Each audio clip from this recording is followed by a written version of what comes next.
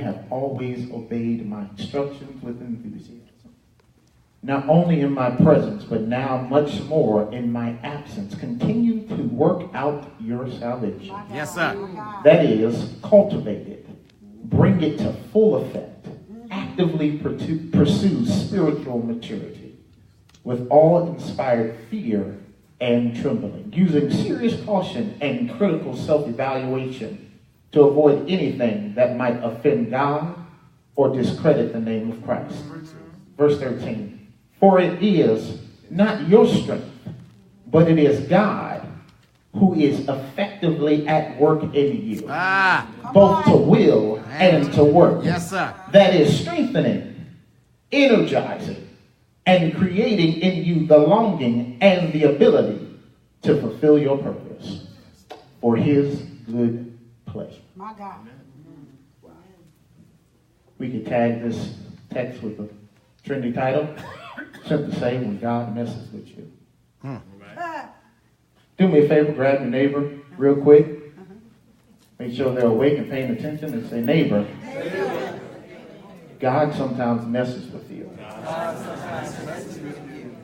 It's pretty interesting that Reverend K would talk about the whole pregnancy thing, because my wife is pregnant, and most recently they got this new thing out called a 4D ultrasound. It's when you pay for a service, you go in and you get a full picture, 4D picture of what the baby is supposed to look like before it comes out. Now, I'm not going to say that this was a waste of money. What I am going to say is that we did not get the full effect of what we paid for. Because the entire time, the baby had his hand permanently stuck to his face. Couldn't get a good picture. Refused to move. So we spent our entire time, the technician spent her entire time kind of tinkering with him and the machine. Your child, Reverend. Your child, Reverend. Poking and prodding at him. Moving the belly up and down, jiggling, trying to get him to move his hand. And you can see on the screen, the little bit of the face that you did get, that there was some visual frustration starting to go on. As if for him to try to communicate, like, hey, I'm working on me here. I'm trying to grow. And y'all keep messing with me. So, through the father-son inter-womb telecommunication system, I had to report back to him and say, the reason why we keep messing with you is because we're trying to get something out of you.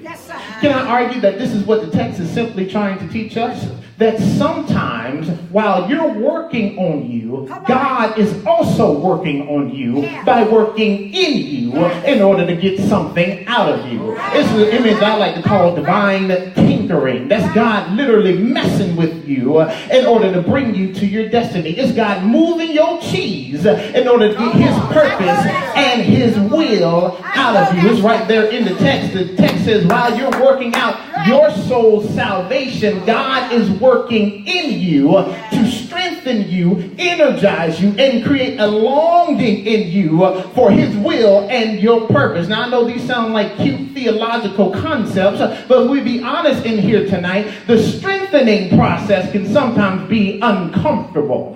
Why? Simply, if anybody knows anything about strength training requires a weight to be put on you that you either have to push through or pull in order to get the benefit of the work. And then afterwards, you're tired and fatigued because of all the things that you had to struggle in order to live. I don't know if that's anybody's experience in here tonight where God tries to strengthen you by putting the weight on you. You know the weight of trying to pay your tithes and manage your bills. You know the weight of trying to have a full-time job, work for your family, work in ministry all while going to school. He puts a weight on you. You know the weight of trying to manage relationships and doing forgiveness and being forgiving in a dysfunctional relationship. Sometimes the strengthening process is uncomfortable because it's a weight that God puts on you that you got to push through. Not only is God trying to strengthen you, but he's also trying to energize you. And if anybody knows anything about the energizing process, it can sometimes be uncomfortable. Simply because when you're trying to recover and get energized, it may require you to sit still for a little bit of time. You know, the recovery process from the time that you were being strengthened, from the weight and fatigue that you had to deal with the strengthening process, sometimes requires you to sit still. It may feel uncomfortable because it would seem as if you're almost plateauing. You're not moving forward and you're not making any progress. But God is simply trying to get you to sit still long enough that you can recover from the stuff that you just went through. You know, that bad relationship. He just wants you to sit still long enough so that you can recover from the heartbreak and the heartache that you just dealt with. You know how you got to get recovery from the strengthening process. Sometimes being energized can be uncomfortable because it requires you to sit long enough for somebody to pour into you so that when God calls for you, you'll have enough in you to pour back out. I know it sounds cute that God may strengthen you, energizing you, but he also creates a longing for his will within you. And if anybody knows about there being a longing within you, that can sometimes be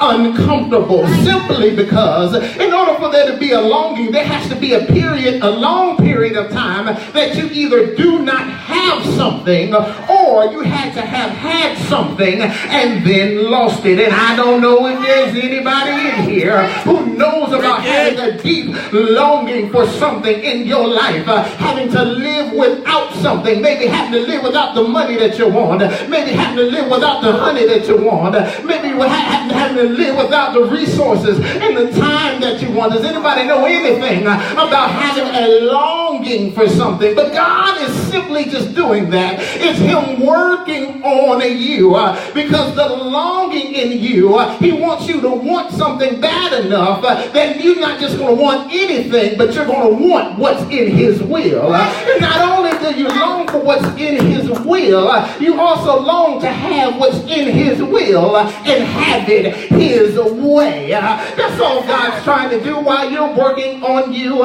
while you're working on yourself, trying to work out your own soul's salvation. God is working in you to strengthen you. He's working in you to energize you. He's working in you to create a longing on the inside of you so that you will want to do his will. And I know that sometimes it can be uncomfortable, but there's still some good news in the text because as long as you're still being strengthened, as long as you're still being energized, as long as God still creates a longing on the inside of you, that means he's still working on you. Can you do me one favor right there and lean over to your neighbor and say, neighbor, God's still working on you. God's still making a way for you.